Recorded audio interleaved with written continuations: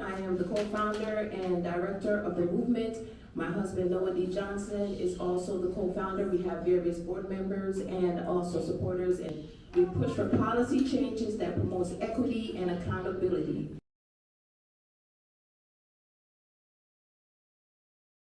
What happens when you get arrested? You're taken into custody. Police detain you and you're taken to jail. Hopefully they read you your rights. You're searched. Officers search you for weapons, drugs, or illegal items. If you're booked, your name, your charges, photo, mugshot, and fingerprints are recorded. Your personal items are taken and stored. You're waiting in a holding cell. You may be held in a cell until you see a judge or post bail. Bail/bond is set in most cases. You may be allowed to pay to get out of jail until your court date. If they don't set the bail, you get to see a judge, hopefully in a week, couple of days. You see a judge, first appearance or arraignment. The judge tells you your charges and your rights. You may enter a plea, guilty, or no contest. Plead guilty, not guilty, or no contest.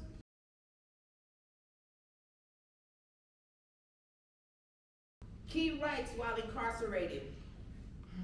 Right to basic human needs. Food, water, shelter, and hygiene must be provided. Unsanitary conditions or denial of basic needs can violate the 8th Amendment and state regulations. Right to medical and mental health care. Failure to treat chronic illness, addiction, or mental health issues may constitute deliberate indifferences, which is unconstitutional. Right to due process for disciplinary actions, protected under the 14th Amendment and Georgia Department of Corrections. Where we come in and the work that we do day to day is someone feels like their right is being violated within the jail system, they're not being heard, they try to file a complaint, so they call our 1-800 number. When they call our 1-800 number, we do an intake process and we try to help them by notifying the jail or just guide them through the process, but it's a very difficult thing for them to get justice. It's very difficult for you to get justice when you're behind bars. Right to practice religion. Correctional facilities must provide reasonable accommodations for religious beliefs and practices. All right. Right to visitation and communication. As you know, right now, Athens-Clarke County Jail, there's no physical visits. Inmates have the right to regular communication. Some inmates, they call on the phone, they're communicating over iPads. Right to protection from abuse or harm. Correctional officers and staff must protect inmates from physical or sexual abuse. Right to legal access. Inmates must be allowed access to courts and to legal materials.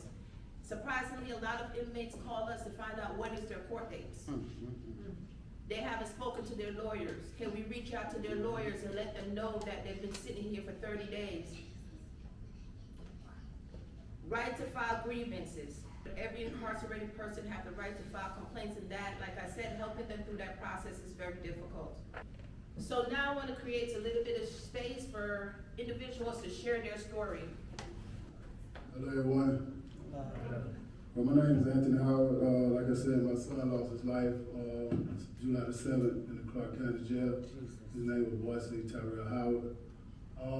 Also, I did a lot of time in and out of Clarke County Jail.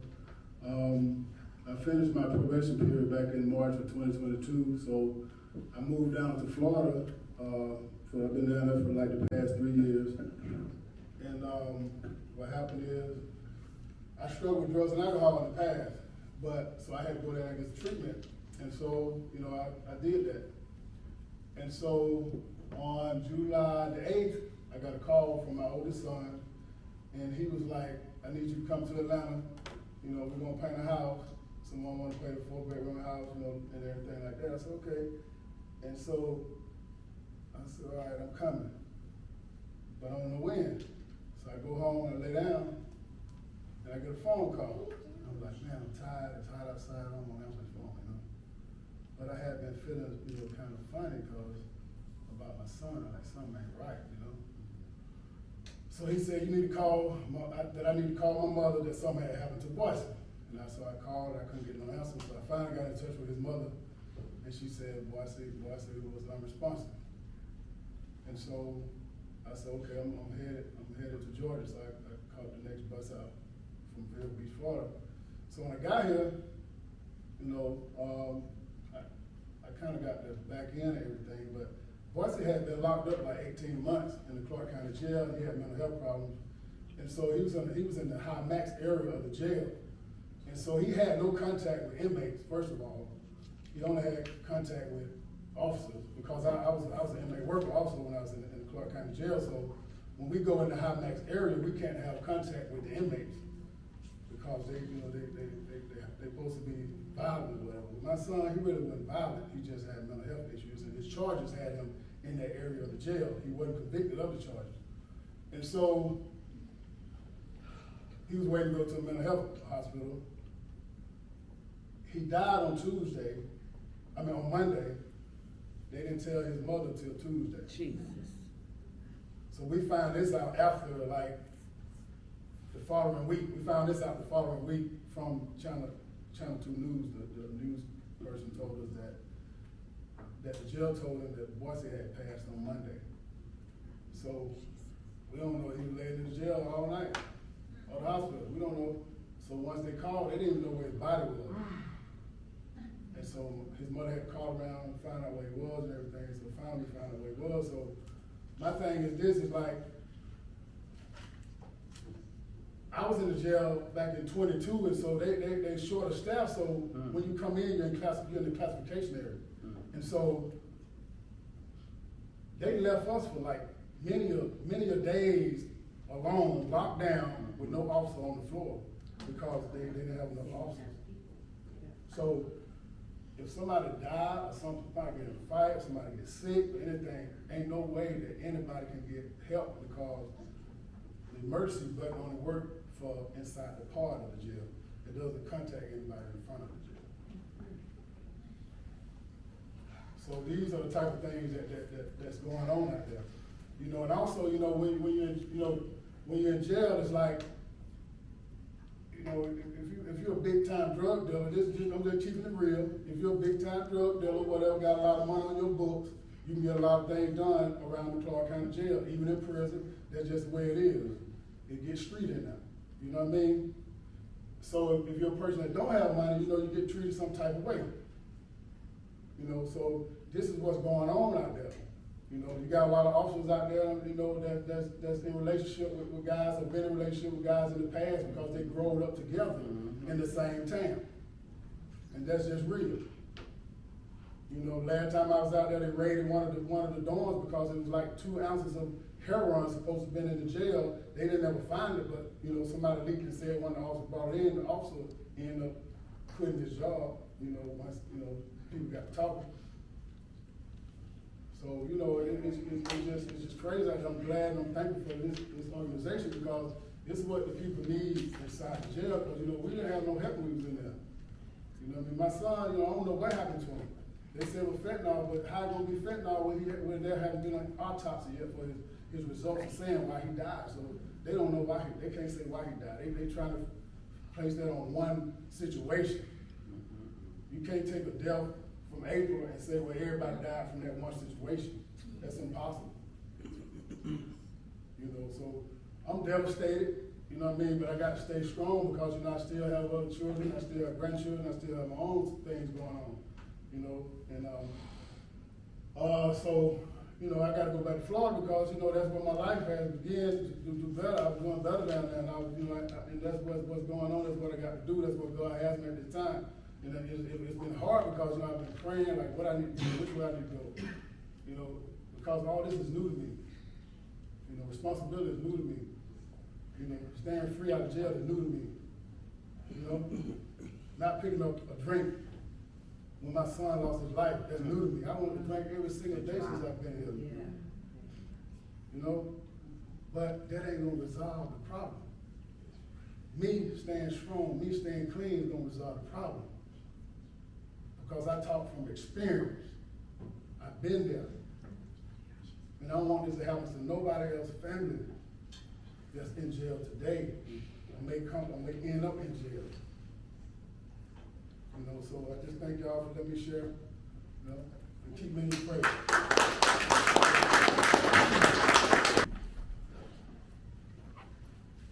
Hey, how y'all doing? I'm originally from Michigan. I moved in Georgia, here in Athens in 2016. I was recently arrested here in Athens, June. I was turning around in a public park, Trail Creek Park. I don't know if you know that place, but I was turning around in that area, and the police ended up coming up on me, said I was trespassing in the park, took me to jail. He never warned me, didn't citate me or anything. He was like, oh, I smell marijuana. And I'm like, I don't have any marijuana. It was smoked earlier. I forgot to spray. Sorry, you know. It's like, oh, well, you know, let me check and make sure. And I'm like, well, if this will make me, you know, if I can go home, you know, because of course I didn't think I was going to jail for trespassing, you know. So I let him search my car. I did have a passenger that I picked up, and he asked me to drop him off. I don't usually do that out of my character, however, but he searched the vehicle. He found a pill that was not on my person. I told him that was not my pill. The other guy wasn't charged for trespassing. He was let go. He didn't have ID, which was really, you know, like, wait, you don't even have ID, you know. Shouldn't you be taking them down? Because I know the law. I worked with both of them a few times, you know. He never was searched. Long story short, he said he found a pill. I have a registered gun license. The way that he charged me was a felon in possession of a firearm. I do not have any felonies. So I believe that I was set up in a way. You know, they have people that work, you know, and try to work off their cases and so forth. And I think that I kind of like got wrapped up in that. The second officer that pulled up, the guy gave him his name. He went and ran it. He came back and he was like, well, he's got a warrant in Marietta. And the other guy was like, oh, they're not gonna come and get him and shoot him on. He walked off. Like I said, let go, wasn't charged with anything. I went into the jail, and this was at 11 o'clock. I wasn't booked in until 2:45 a.m. My kids didn't know where I was at. I could not make a phone call. You cannot make a phone call until you're booked in. Exhausted. I was ripped out of my underwear. It was really brutal. Having to come out of your undergarment and put yourself in something that you don't even know where it's been. So that was like the first thing that really like shocked me, you know, and made me feel uneasy. When I got upstairs, of course I got to make phone calls, but who's up at 2:45 in the morning? Like everybody I know works. So I couldn't get a hold of nobody.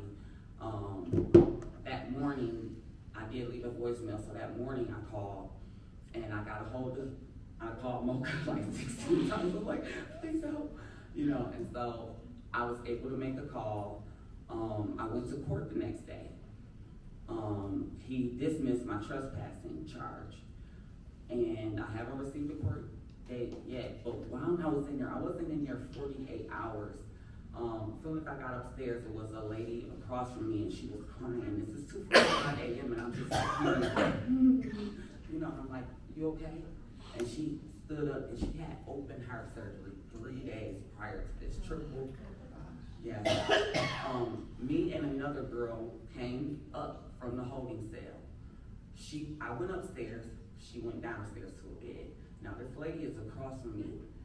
Upstairs, she said she's been asking for 3 weeks to be moved downstairs so she don't have to go up 17 stairs to get her food, medication, so forth. She said every time I feel like I'm gonna have a heart attack every time that I go down those stairs. And so that was the first thing. Then the next morning we were in a shakedown. They said that drugs were going around, people were sharing their medication. I'm like, how are they doing that? You know, if the nurse is coming and check, you know, she has to give you your medication, you open your mouth, I don't have anything, you know. And so 3 hours later, a girl had a seizure. There was no guard on duty at all. All of her was running around screaming. I'm in there crying because I'm like, I don't know what to do. I'm holding her head. There's somebody grabbing her tongue. The women are pushing the intercom. It took them at least 5 minutes to get to the door. And when they got there, they couldn't even find the key to get in there. And so I'm just thinking, watching this like, wow, how unorganized is this? And I thought that there's supposed to be a guard at the post at all times. I watched as the head sheriff, or, you know, somebody up came down there and they looked at her. They never stopped the inmates and said, we got this. You know, they never, you know, when you come to relieve us, you know, we don't know what we're doing, we're not doctors. And so, the inmates carried her to the gurney. You know, they put her on the gurney and they took her out. The ambulance came and got her. But when the big boss came, and I'm just watching, you know, through the window, and I seen them kind of hand her some paperwork, and I heard the other girls saying, oh, they got a secret spot where they go and vape, that's probably where she was. And I'm like, what? You know, like, they got cameras here. I know she's about to get fired. I know she's going home. Like, no, nothing happened. The next thing was, later on, I didn't get out until 10:30 that night, mind you. I went to court at 8 a.m. Judge dropped my charge. I posted bond. I didn't get out till 10:30 that night. So, another girl, she came in, and everybody was like, you know, yelling, like, oh my God, they was excited to see her, and I'm like, wow, you know what's going on? And she said, well, where's the baby? She was 18 weeks pregnant, and she had a miscarriage. They flushed it down the toilet and sent her back up in the unit with us. No medical attention. Of course, she doesn't have undergarments on, so her maxi pad is like falling. It was really hard to watch that. She cried all night, you know, and to see these women, it was a lady in there for $1 bond, $1, and she couldn't get out. Now, Mocha's situation, what she went to jail for, just imagine being a single mom and your kids are at home when this happens. And you can't even make a phone call. Your kids are going to CPS or whatever they call it here, Grant, you know, they're gonna get a call. You can't get a defect. You can't get the bus, you know, or if they're a car rider, you're not there to pick them up. Who can you call? You can't call nobody until you're booked in. So your child is in limbo. Everything in your life is in limbo. Don't let you have to be to work. You know, going to jail, we know it's not supposed to be comfortable, but just one incident can ruin your life. I come from a history. I'm not new to jail. I have family members in jail. So it's not like I don't know about the system. But here in Georgia, there is not anybody to time when you get in there, how long you got before you go upstairs, how long you got before you make a call, who's in charge of you getting booked out, you know? And they say, oh, we're severely understaffed. I go out to a little hole in the wall on the weekends, and there's 5 cops just sitting in the parking lot patrolling a non-violent area. Nobody's called them. They're just sitting there. You know, you go downtown, they're all riding bikes down there. What is going on? If there's 30 cops on Clayton Street, but they're severely understaffed in the jail, it doesn't make sense. And so we gotta do something. Okay, we'll take one more story before we continue, if there's anybody else that would like to share. No, baby, no, you do not want to share a story, please. Felix? Oh my gosh, me, I want to share.